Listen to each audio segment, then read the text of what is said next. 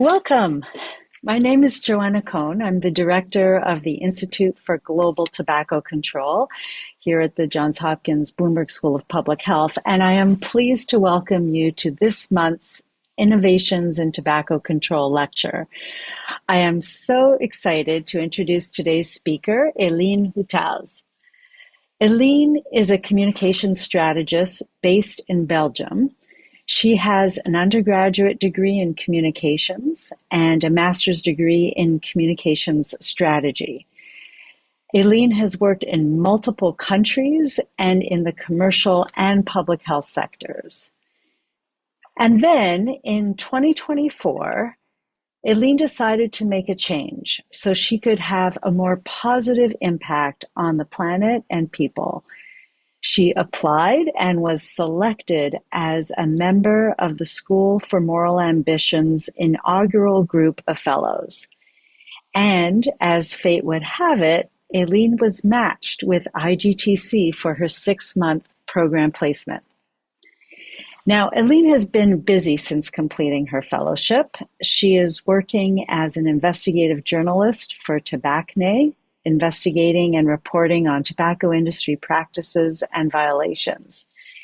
She co-founded and is leading a Belgian citizens collective, organizing cultural events to promote empathy and solidarity that address urgent societal issues. She successfully launched Show Up for Humanity, a music festival in Brussels that showcased commitment to societal concerns. The festival attracted 11,000 attendees and 700,000 live stream views. She developed and executed the full communications campaign with 16 million earned Belgian media impressions, and she managed all stakeholder relations, press releases, media coordination, and oversaw event logistics, partnerships, and budget management.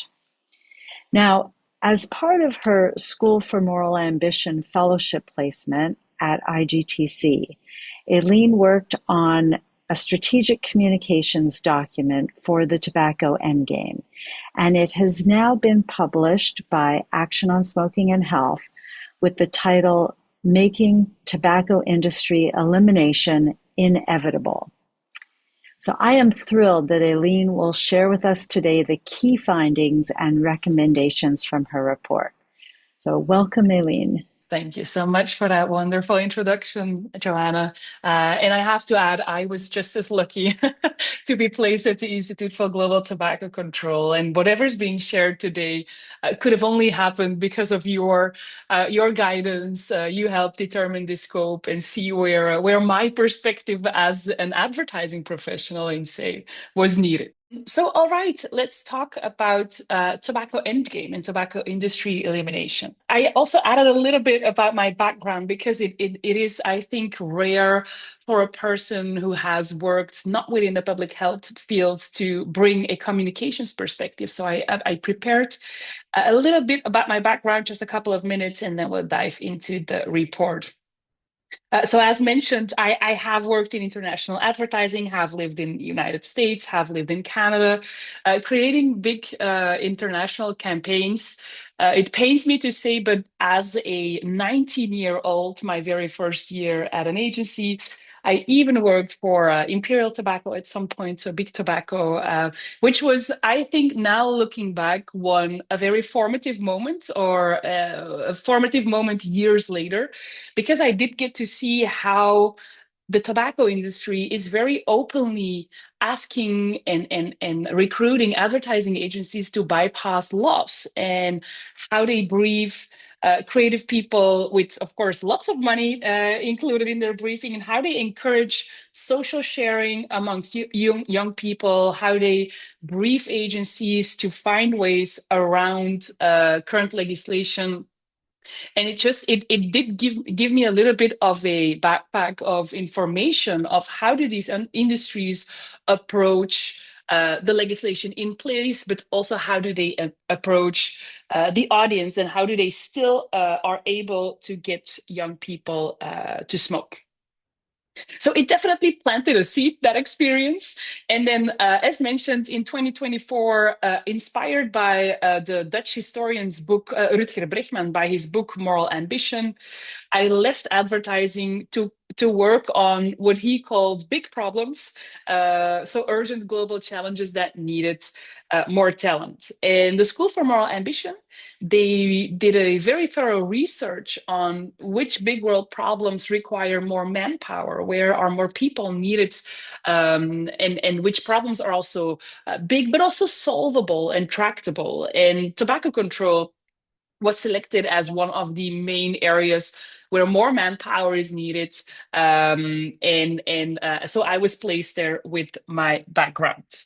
Long story short, I think in a way I did underestimate the tobacco control program heavily as someone who is not at all an expert or who was not an expert in this field. I think I underestimated the scope at all fronts, and after a couple of weeks already was very stunned with how big the issue is, how far the health effects go, and especially how entrenched I think and how complex the industry has effects and influence on all levels of society and policy. And so I remember starting working on tobacco control, and one of my friends in the very first weeks also asked me, like, "Oh, but isn't smoking a problem of the past?" I also wrote this in my report. I was like, I think, and I kind of shared that sentiment of like, "Oh, but haven't we, especially as a Belgian, as a European, haven't we won most of the battles that are there to be won?" But then, of course. I could not have been more wrong. And I do think that this question captures in a way something a little bit important. If someone like me who had even worked on a big tobacco account, but also on a fast food account or an alcohol brand, if someone like me even thinks that this problem is largely solved, I think how are policymakers, but also journalists, are people just members of the public, how are they supposed to think another thing? So, and again, I'm not going to share too much of this information. It's in the report because I wrote the report also to get people that are not that well versed in tobacco control, but for example, working on inequality or diversity, to get them also excited on working on tobacco and specifically tobacco endgame, because I do believe that that concept has the attractiveness or can have the attractiveness to get more people excited and wanting to be a face of this fight. And but of course, all of us know that the tobacco problem and also the currently all the alternative nicotine products, that those are just terrible numbers. I remember looking at the second bullet point, for example. I remember at a certain point needing, for myself, needing to be able to put the size of the industry in perspective, really wanting to understand how big are they really. And I remember doing some brief research on the revenue streams, of course, of tobacco companies, and then putting them in comparison with companies of which we think are all enormous and are really, really big and really influential. And finding that, for example, when you look at the tobacco industry, that they're when combined, so the six main companies, when we combine their annual revenues of last year, so 2020, no, this is 2024, that it's larger than Google, Meta, and Apple combined. So the revenue of those three companies together is lower than the tobacco industry's revenue. And I think numbers like that are really needed to put into perspective for people that don't know that much about this issue, to really grasp what is going on, and especially how powerful this industry is. And I remember I like to illustrate. This is something that I do in my spare time. And I remember at a certain point making this drawing um, based on a on a Disney movie, but because I suddenly started to see how this industry operates like a hydra. It's a bit the central metaphor also of the report I'm about to share with you. Is you cut one head off, three more grow back, and just a little bit like in the myth. I, at a certain point, and also working together with the other fellows that were also working on tobacco control, we had realization or this aha moment of like, why are we constantly trying to manage an industry that's clearly proven to be unmanageable, that's clearly proven to always find ways around. Whenever we have a win as public health community, it's clear that they've already been preparing for it because they're clever, they have lots of money to hire consultants and marketeers like me at some point. And the question of why are we managing them whilst they probably should not even have a place in society, if we all believe we should protect each other and keep each other healthy, then why has an industry like this ever gotten a place? So making this a bit concrete, a couple of examples. For example, when advertising restricted, this was the period where I was working on that big tobacco account. We made a they made a very fast shift to digital media. Whenever health warnings were mandated, of course, they redesigned their pack to minimize the impact. When smoking was banned indoors, they started creating the heated tobacco products and claimed, of course, that they don't produce smoke.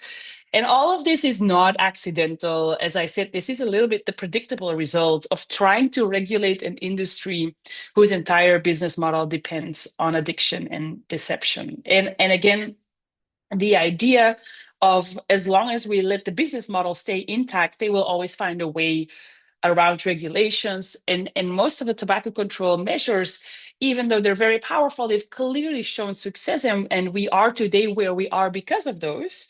They often do still manage symptoms and not necessarily the root cause. So to me, and also central in the report, and also central because, of course, we're going to be talking a lot about narratives and how to communicate around our tobacco problem, is bringing a little bit the fundamental question to the surface of why are we still putting up or why are we still accepting entirely preventable death and disease?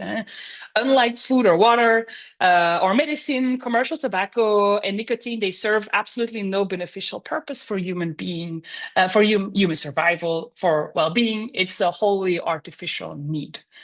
And the idea of and there's just a large injustice here. The industry privatizes all the profits, and we as society, we bear all the risks and the costs.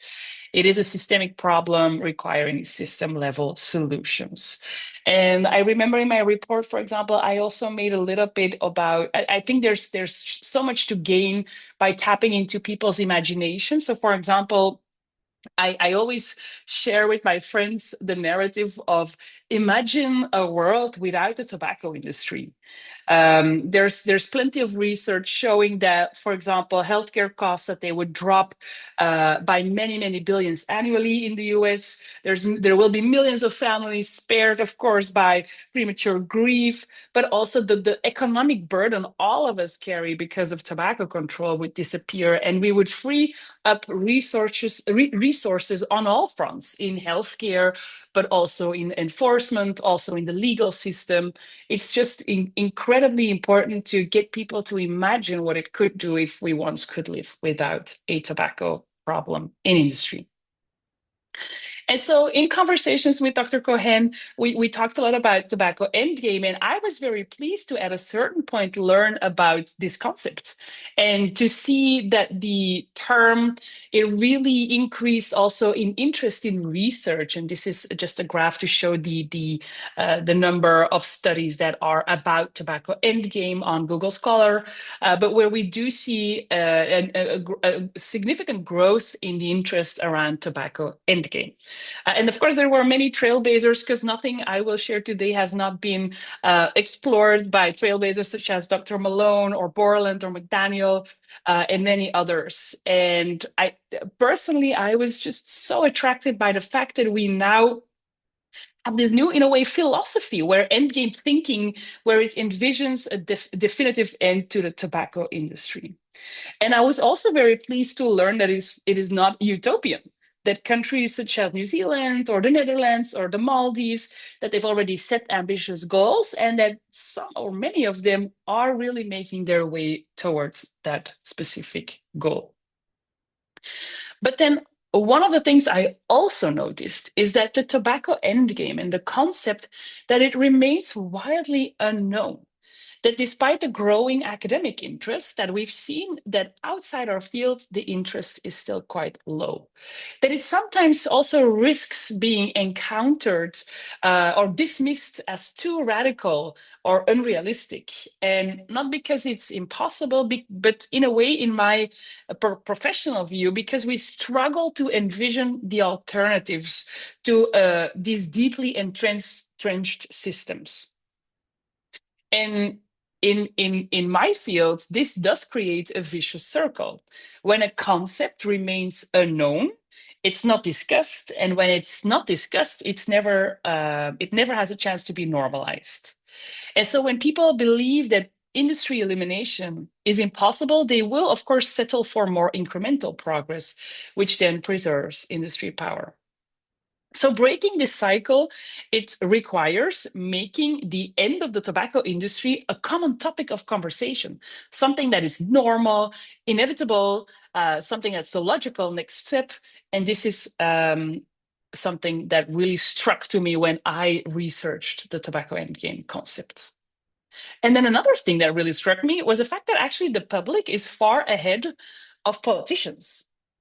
So on average, 72% of people support phasing out combustible cigarette sales. Or there was a piece of research on specifically Dutch youth, so 12 to 18, where they were asked to whether or not they agreed with the statement that the tobacco and vape industry should not exist. 71% of them said yes. Or, for example, 75% of the public in England supports the government smoke-free goal. And so it did reveal this in a way, distinction did reveal an important insight. It actually, people already want this. And the primary gap, it's not the fact that they are not willing to embrace an end of the industry or a transformative approach. It's more the awareness that it's actually achievable, that we already know what to do and we can actually get there through concrete policy.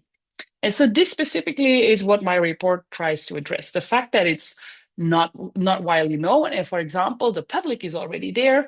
And in theory, they definitely foresee or want an end of the industry, but they just don't know if it's feasible and how to get there. So why is it still unknown, and why is it still being looked at as a dream or something that might not be feasible? First of all, one of the things that I did notice that we in the public health field do is we do have quite some inconsistent definitions on tobacco endgame. If even experts can't fully agree on what tobacco endgame means, it is of course a problem. Does it mean eliminating tobacco products? Is it achieving below 5% prevalence? And this confusion, it does weaken the concept's power, and of course also it does makes us spend our time on internal debates versus which is of course great for the industry if we all debate the definition and the narrative, because that was the second point that I found, is also the lack of a cohesive narrative. So how do we talk about tobacco endgame? What are the words we use, and how do we get it, how do we increase the attractiveness for people to just start talking about it more? And then lastly, another thing is also the diversity of endgame policies. While actually a strength, it can sometimes overwhelm or confuse people without a proper framing. We've definitely, and I did plenty of interviews with people that either work in public health or at policy level, and we've often heard, or I've often heard, for example, someone discovering a specific policy, such as the generational sales ban. So someone hearing about that specific policy, finding a flaw in it, not making it, or thinking it won't work in a specific context or a specific jurisdiction, and therefore dismissing the entire endgame concept, and then being unaware that there are, of course, many other approaches to the tobacco endgame. More on that later. So lastly, what it tried to achieve, or what it tries to achieve, is increasing the recognition that tobacco industry elimination, that it's necessary and that it's inevitable. Then increasing the belief that the elimination is actually also achievable, also very important. increase the awareness that there's a full range of strategies and policies on how to reach tobacco endgame. And then lastly, what in a couple of weeks, the new fellows of so the second cohort of fellows of the Tobacco Control Fellowship at the School for Moral Ambition will graduate, and someone there did a beautiful piece on how tobacco control could increase financing, so working together with philanthropists or other ways of funding. And again, what also came back there is a tobacco endgame narrative, is that it's a very attractive narrative to put forward to funders or financiers or philanthropists. So increasing the attractiveness of endgame and tobacco endgame. And so these objectives, they all can create some sort of reinforcing momentum, because better messaging, it leads to a stronger public advocacy. It then leads to a bolder political leadership, which reinforces then public demand. So it's a little bit of a reinforcing vicious circle. So let's get to the more practical part. Based on my research, which was a systematic literature review, a narrative analysis, stakeholder interviews, and then a policy inventory, I developed 14 strategic recommendations for more effective tobacco endgame communications. Think of these as a menu, not necessarily a checklist. Just like endgame policies themselves, pick and combine what works for your context. And I will briefly walk you through each one. Of course, in the report itself, we will probably be able to share a link later on to download it. These are more worked out and have some more context than what I can give in this short time. Oh, something weird happened with this slide, but let's not panic. First of all, my first recommendation is to find agreement on one clear definition, not a surprise. What I think is quite interesting about the word endgame, we've discussed it many hours, whether or not that's the right term for what we want to do. In the end, there's this interesting distinction in the term endgame itself. It actually gives us a little bit of a framework because it has these two parts. First of all, the part end in the word. To me, an end is a clear, measurable goal on a specific date, which ideally could be the permanent elimination of the commercial tobacco industry's activities. The game part is just as important because everything we do with endgame should not just be about setting a far goal, but then, because this is often an issue we run into with local governments, it's not just setting that goal, it's also a strategic pathway towards the goal. How do we get there? Which can, of course, be adapted to each jurisdiction's local context. But so a clear definition that I would propose here is tobacco endgame. It's a concrete plan to end all activities of the tobacco/nicotine industry with a specific timeline and a strategy tailored to each region's need. This frames tobacco endgame, and this is very important, as both a destination but also a clear roadmap. And let me be clear about what endgame is not. And again, it's a bit a role all of us can take to help people use right definitions and use right terminology when talking about endgame. It's not a single policy like age restrictions or sales bans. It's not only about reducing smoking rates. It's not a replacement for existing tobacco control. And it's also not a utopian dream. So again, what it is we should use words such as a concrete plan with a measurable goal, with a specific end date, with a strategic pathway, and then adapt it to local context. And I think critically, or my recommendation would be, of course, is to not let definitional debates paralyze action. I think the industry absolutely benefits every time we spend energy debating terminology instead of acting. So perfect consensus, it shouldn't delay implementation. And I think this is definitely important when talking about tobacco endgame. Secondly, recommendation 2. There's no tobacco endgame without an end date. Research shows that countries with concrete targets significantly accelerate the declines, even before fully having achieved the goal. Just the commitment of that end date and that goal drives change. So I think this is for us an interesting tool to use. If your jurisdiction has a target date, make it visible, campaign around it, call it Industry Elimination Day, and make it something that you really want the public or your public to understand, to grasp, and where we can, of course, then use it as a tool to hold our governments accountable. If your jurisdiction doesn't have a target date, in my opinion, this would be a priority, is push your government to commit. What's also interesting is, of course, deadlines. They do counter industry delay tactics because, of course, the industry, they benefit from endless debate, our vague timelines, and these concrete dates, they can, of course, force action. Second one, I remember at a certain point, I read so much research around tobacco endgame and constantly found interesting looking policies or strategies or research papers that were all potentially a part of some jurisdictions' tobacco endgame plan.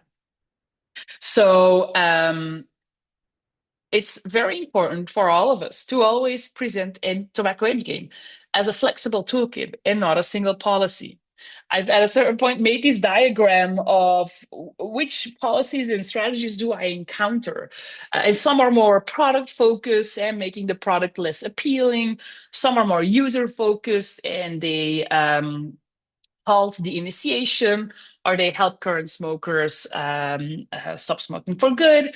Some are more retail focused, and then others I in the end called supply or business focused, which are more about, for example, regulated market models or sales bans, where we aim directly for the way that the tobacco industry's activities are currently organized. And this diversity, in my opinion, is a strength.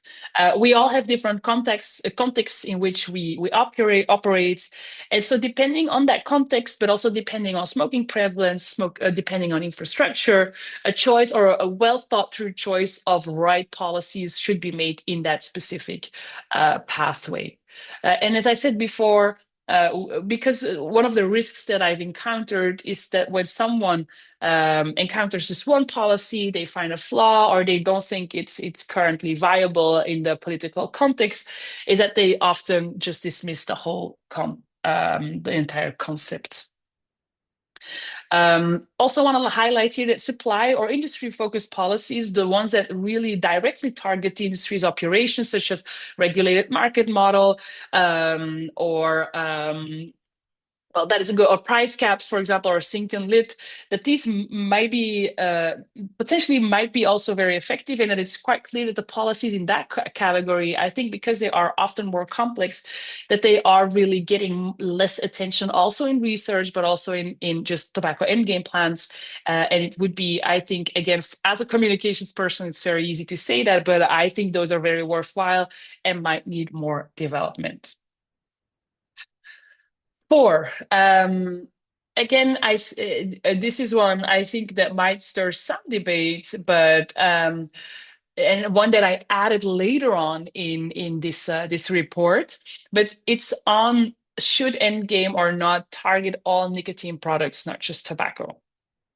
Again, having done quite some literature reviews, we have seen that research has revealed through internal industry documents that the pivot to alternative nicotine products, that it's of course not about harm reduction, and that it was explicitly planned to ensure profitability and to regain social acceptance. This we all know. And I think the evidence is quite clear, again, that harm reduction is not the reason why the industry is pushing these alternative nicotine products, because they continue pushing cigarettes in the markets where legislation is just not as strict. But one of the things that I think is quite or stood out to me is that this research, and again in these internal documents, it became quite clear that the tobacco industry is fully prepared for us to have our success in completely eliminating combustible cigarettes. They are 100% prepared for us to succeed with whatever I'm presenting today. And with the combustible cigarette at a certain point in time, I will not put a timeline on it, but for it to become history. And I think that the biggest threat to whatever we are all doing is that we give them again a little bit of a leeway to then continue with their e-cigarettes or other nicotine products to again get people addicted on a large scale and to just ensure and keep their profitability. And I think I will leave you with this logic is to me, if we follow the argument of the industry, which is that e-cigarettes or nicotine pouches are harm reduction tools and mainly cessation tools where people can then stop using a combustible cigarette and choose a less harmful alternative, then by their own reasoning, those products should also become unnecessary once cigarettes are eliminated. And in my, again, communications perspective, it's always very important that when we talk about tobacco endgame, to also include nicotine products, to also talk about what's the role then of these other products. And I think in and where this is something that we do all often find agreement on is our goal should be about ending addiction-based business. It's not about managing product categories. It is not allowing them to addict people on such a large and such a profitable scale.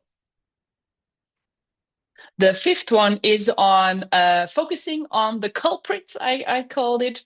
It is, and again, this is something I think some of you might already know, but to me, again, talking about tobacco endgame, having analyzed speeches that are about tobacco endgame policies, it should just be super, super clear immediately, head on in many current social and cultural contexts that again that individual choice frame should be eliminated.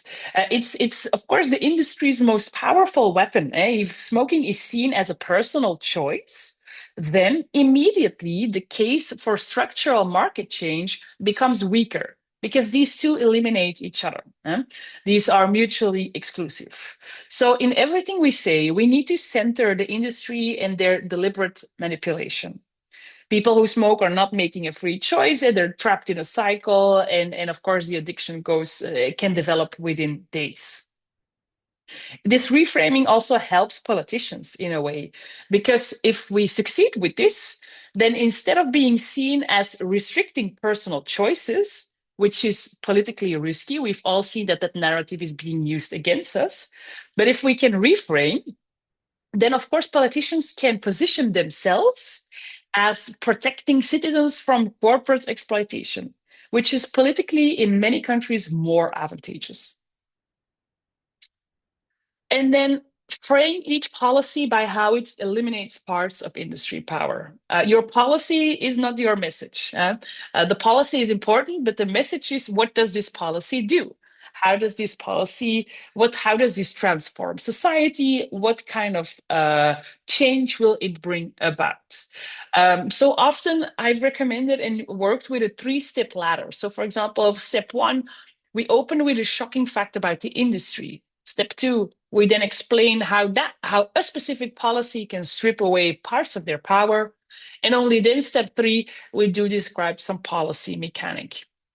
So instead of only saying that a tobacco-free generation will protect young people, which centers the victims, it should be, or it could also be interesting to talk about the fact that that tobacco industry, that they have launched a smart vape that gamifies puffing, and that we have now a policy that just cuts off their power over new customers by making it illegal to sell any products to those born after a certain date. So it gradually puts the industry out of business for good. So try framing it also, not just what does it mean for people, but also what does it mean for the industry? And how does this help us, in a way, strip away the power of that industry gradually? And then lastly, the tobacco industry denormalization techniques is also one that's just very important to keep in mind. The story of resisting corporate power has been, there's strong evidence that this denormalization is effective at the population level. And so exposing the industry's concrete lies, their manipulations, it helps us stir up emotions, and emotions drive action. So tell the story of resisting corporate power. It's about wealth creation for a few versus health creation for all. And as I said, many people definitely underestimate the scale of the industry. So those numbers I shared earlier can definitely be used to make that land. Um, Expose concrete manipulations. Why are we trusting these companies? They've proven themselves to be not worthy of our trust over and over and over. And again, so evidence supports that negative messages about industry deception that they are successful.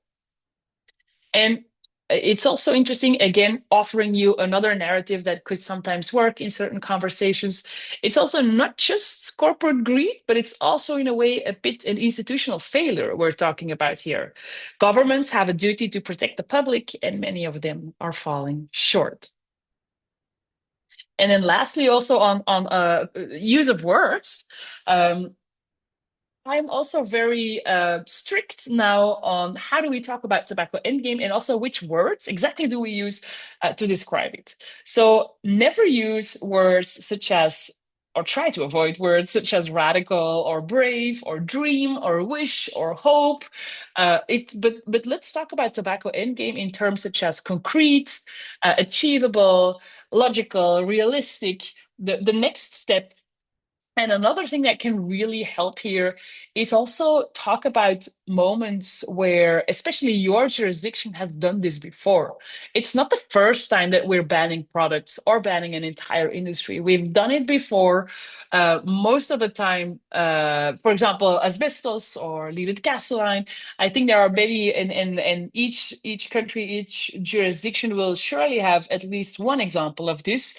But this also helps it feel a little bit more reachable or a little bit more normal. And again, future, it feels hard to imagine, but so did smoke-free restaurants and so did smoke-free airplanes did 30 years ago. Another one, I want to give you a list on which words to use, but one that's also can be very beneficial is always emphasize the already high public support. I've shared a couple of numbers with you earlier, but when talking to policymakers, lead with evidence before discussing the policy specifics. So, because this will address one of their primary concerns, which is, of course, that they fear backlash. And again, the data is consistent. It shows how citizens are ahead of their leaders.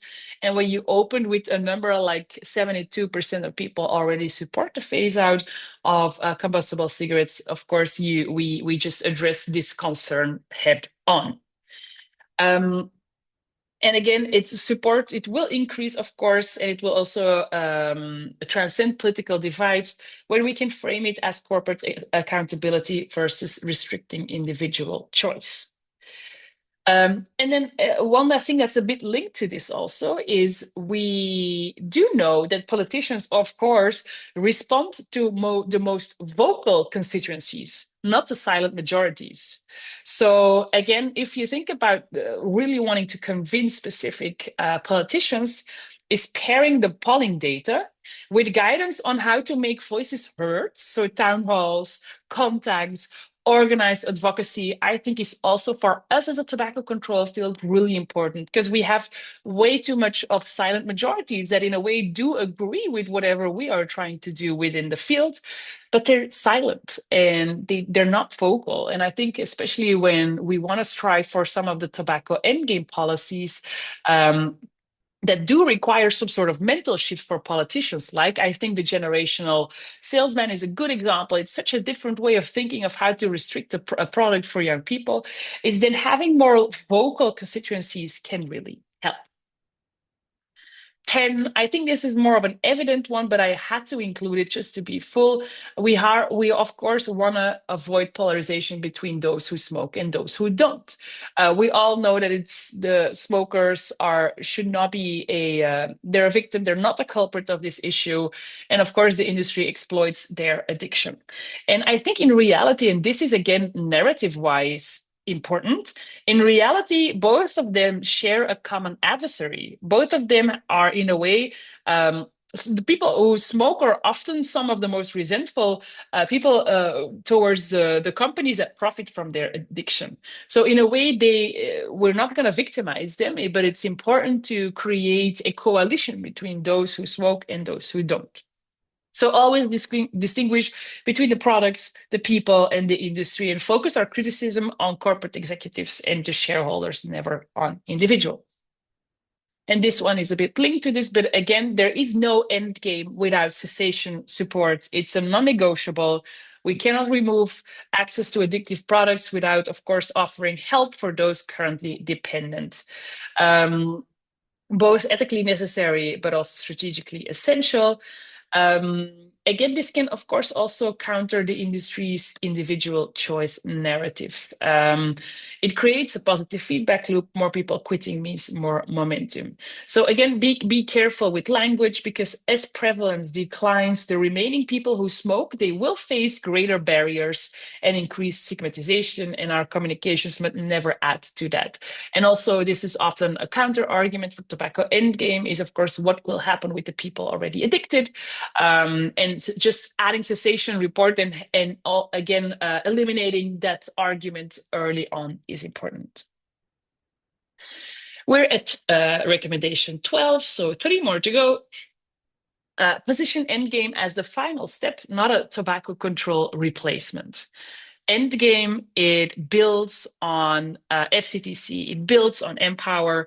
It doesn't invalidate the work, it builds on it. I think this is just super important for us all to highlight as well.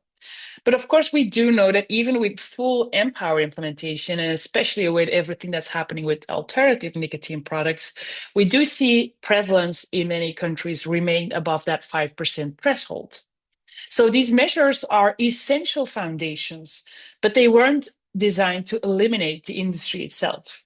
So when talking about endgame, we always want to say something like endgame is the logical next step that becomes both possible and necessary after conventional tobacco control measures have reduced prevalence, after they've done their work, and we will always acknowledge the crucial foundation that these frameworks have provided. Then last, but the one before the last, consider using the leapfrog frame to increase attraction. I'm not sure how many people in the audience are well known or do know the term leapfrog or leapfrogging. It's actually a term that came about a decade ago when many African countries skipped telephone landlines entirely and went straight to mobile phones. So and again, I only have a brief moment of time to share this concept with you, but definitely look it up or find the report because there's much more on it in there. But leapfrogging, like the little frog, it's literally just jumping ahead. So instead of in these African countries first, as many European countries, for example, did, having a landline and then going towards a mobile phone in the logical step-by-step evolution, many of these countries literally made a big leap like a frog and jumped ahead and went immediately to mobile phones. And in tobacco control, I think this is an interesting concept, and especially for tobacco endgame, because some jurisdictions, they might similarly accelerate progress by adopting endgame policies directly rather than following every intermediate step. I think for some regions, this is of course super interesting. The regions where now smoking prevalence is currently low, but where it is rising and where the industry is actively expanding.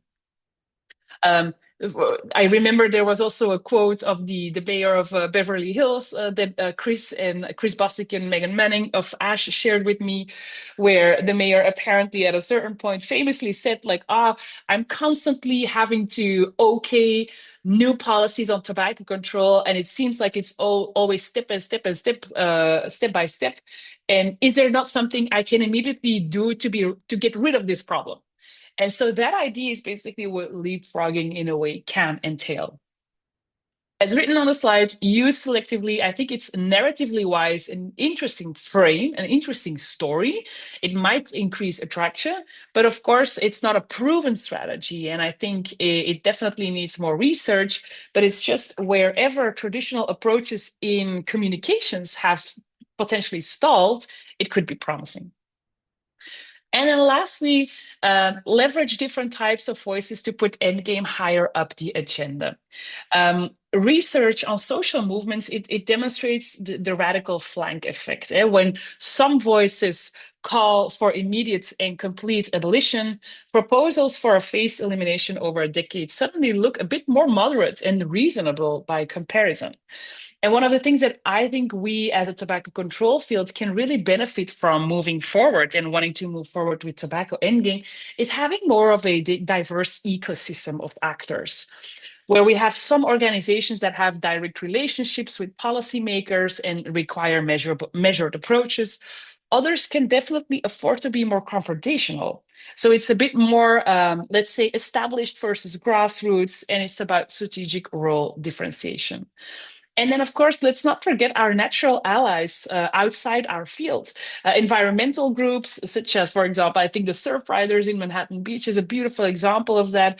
But also, for example, human rights groups, consumer protection organizations, even organizations working on poverty or inequality can definitely be allies. And I think we can use it more to all, in a way, get behind the tobacco end game goal. A couple of very last statements I wanted to share. There's more in the report, but I always love giving little statements to people who want to take up a role to help normalize tobacco endgame. For example, talking about health creation for all, not wealth creation for a few, industry elimination, not accommodation. Or, for example, a really powerful one, I think, is the public. It demands tobacco industry eliminations, and it's politicians who need to catch. A line I also wrote here that again, just offering narratives, but they'll profit from people until the end, until we people make it end. I think 30 years ago, smoke-free workplaces and not smoking on a plane, it seems completely crazy. Now it's a social norm. And I think it's all up to all of us to push this forward, that the cigarette century, the nicotine century is over, that the tools, the evidence, and the public support exists. And what we need now is more of a coordinated messaging to make the industry elimination inevitable. So I will end this presentation with, again, a big thanks to Dr. Joanna Cohen for all her guidance, for having me take a look at this tobacco endgame with my advertising perspective. And then, of course, Megan Manning and Chris Bostic from ASH US, who helped a lot making the report happen as well. Voilà, I'm going to stop sharing and see if there are any questions. Thank you so much. And you can all imagine how fortunate I was to have the opportunity to work with Eline and see the progression of this work. I mean, I love the originality and the unique perspective that you've brought from your own personal lived experiences. So it's just incredible. And I think I think the report is fantastic, and very practical with your very clear, recommendations, examples, and really thinking through the narratives, which I think is fantastic. So yeah, thank you for just a tremendous presentation. I'm going to go to the Q&A, and the first question that came up is about endgame definition. And you raised this, and I was wondering if you could say a little bit more, because you talked about having a clear definition is important. And then you also said, like, it shouldn't hold us up. So can you tell us, like, a little bit more? Maybe I'm going to push you, like, to what extent should we be holding up or coming to a consensus, maybe not unanimity around a definition? So how do you think about that? What's your Yeah, that's a recommendation? yeah, that's a really good question. I think first of all, I think it would be ideal for all of us to at least acknowledge the problem. The fact that there are so many inconsistent definitions, the fact that it does hold us up often, or that there are internal debates. I think just acknowledging this situation would be the first step, because it, of course, then offers more room to get towards a solution. Secondly, and again, it is there's usually not one wide tobacco control field when we are talking about implementing tobacco endgame policies within a specific country. And I think it's probably most important to find ways or to see what is happening in our local context. So the context we want to implement tobacco endgame is which definitions are being used there, and can we potentially agree on one definition. I do think, in a way, it would be interesting to have some sort of field day. And I remember we used to we had that Endgame summit in in June in Dublin, where a session on definitions and can we all agree on this one definition, where I think that would be worthwhile. And currently, the definition I've written, I think, in a way, uses all of the strengths that all of the existing definitions have. Um, and just starting meetings, starting conversations with, first of all, trying to find a consensus on whether this is the definition we want to put and use forward, I think would be a great first step. Okay, thanks so much. And let me continue on the sort of narrative and word choice theme before jumping to some of the other questions.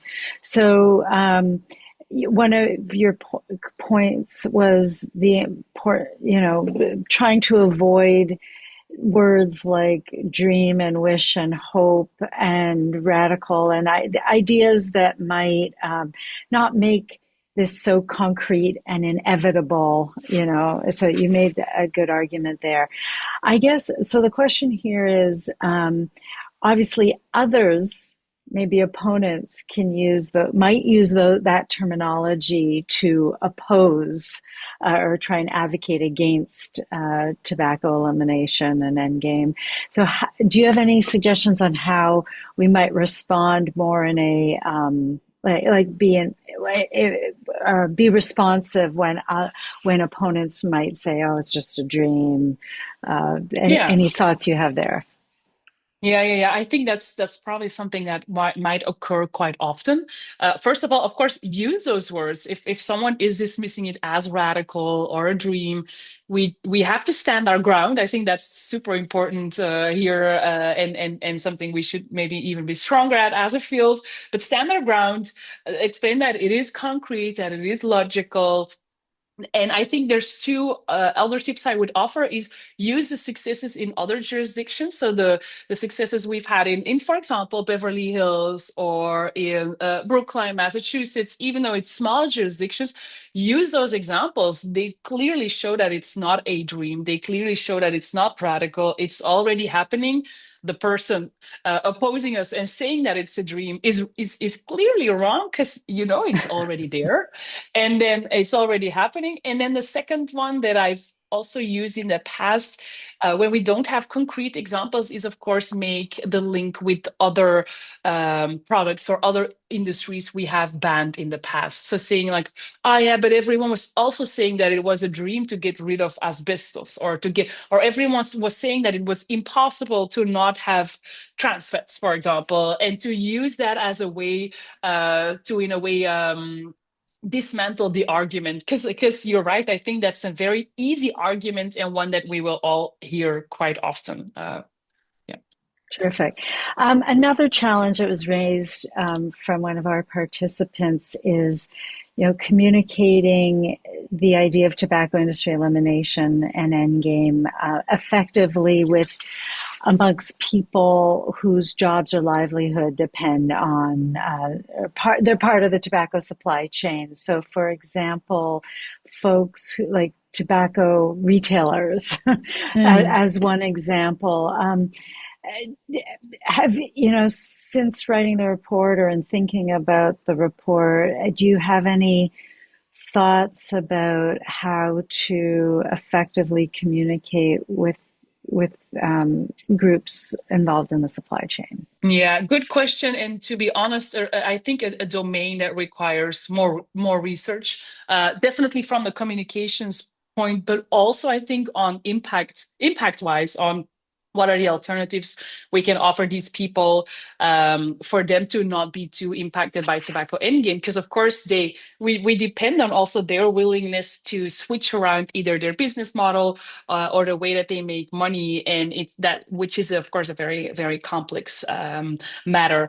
From the very I would call it basic research I did on this topic is that most of them, of course, know the problematic, know the problem, are of course in a way underestimated their role in it, and of course their livelihood depends on it, and which makes it just a very tough argument if there's no alternative.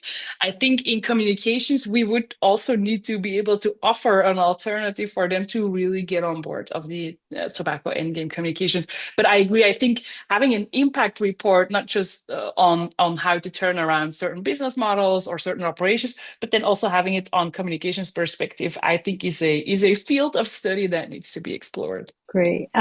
So we have so many great questions. We're not going to be able to get to all of them. We'll share them with you afterwards. There are a few about sort of other nicotine products, like nicotine pouches, that are problematic in many countries, and with youth use, and then even questions about like thinking about cannabis and communications around that. But we're going to leave those for now, and I'm just going to combine sort of three more questions for a final question, as we just have a couple of minutes.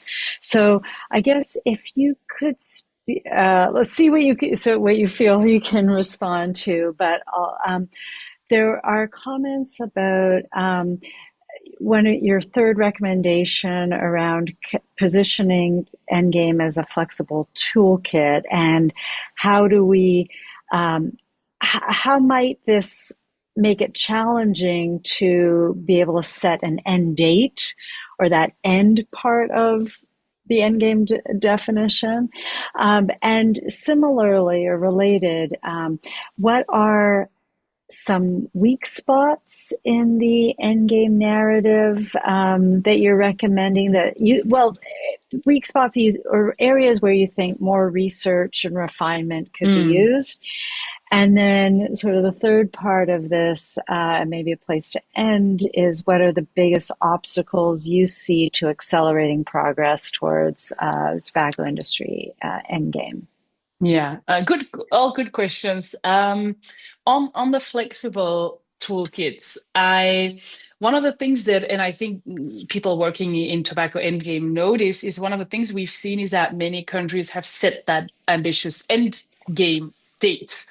European Union has done it, Canada has done it, US has done it. Many countries have put this end date, or that I think it's like usually 2040, by which we should be below that 5% prevalence. And I think one of the biggest challenges is, of course, that's a great first step. And then when we analyze what these countries have prepared to then make that end game and make that end date or achieve it, it becomes a lot weaker, right? We often don't know exactly what will happen. There's usually a little bit of a combination of policies, but then knowing exactly which policies we need to reach that specific date is usually a black hole, I would say. I think for all of us, that is really a challenge and something to work on more. I've seen wonderful modeling studies being done in New Zealand or in the UK, for example, where there is a very clear view of which of these tobacco endgame policies do we need to get that prevalence below that level. And in my, again, not an academic perspective, but a communications perspective, that becomes very interesting. If we can model, and again, by approximately saying what do we exactly need to do to get to that goal, and then of course also being able to say, hey, these policies are not enough to reach that end game. We need more focus here. I think from a communications point, that is where the goal is, where we can really use that data in our narrative. So having a modeling study for specific policies, I think is interesting, and is also the strength, in my opinion, of that toolkit. If one of these policies seem to be not very politically viable, we have many more that we can research. So that's a bit to your first question. And of course, this is then also a domain, I think, where we need more research. Is can we make those modeling studies? How can we do this on a larger scale, also for countries that might not have the data or have the means to do it? it would just make this a very concrete strategy. And then lastly, one thing that I will also add is I think one of the biggest barriers today is political will, is getting this on the agenda and making this a topic that politicians see as maybe something they can even profile themselves with, helping their country, their citizens resist corporate greed. I think if we could frame it like that in the coming years, it could potentially, it's a hot topic in many countries, so we could potentially latch on in a way to that narrative that's now the billionaires versus the citizens. And I think that, to me, and this is again a bit of a personal opinion, to me, the tobacco industry and also the problem is really a symptom of the system we currently have in place. How we can let this big industry, such a little number of shareholders, influence all lives. I think if we could tie that to a political viable story, I think we are definitely on our way to make it more attractive. Fantastic. Thank you so much. I know one of the comments in the chat was like, I learned so much so quickly, like in this hour, and I feel the same way. I think you did a fantastic job um, summarizing, synthesizing, and then communicating the tremendous amount of work that you've done and the thinking that's gone into it. And then I just want to end by saying, I think I want to go back to the beginning of your presentation, Eline, where you started by saying, like, isn't smoking a problem of the past? And I'm so excited that you've given us so much to act on to actually make smoking a problem of the past. So thank you so much for an excellent lecture, and I really appreciate all your work, and I look forward to continuing to work on this really critical topic. Thank you. Thank you all so much.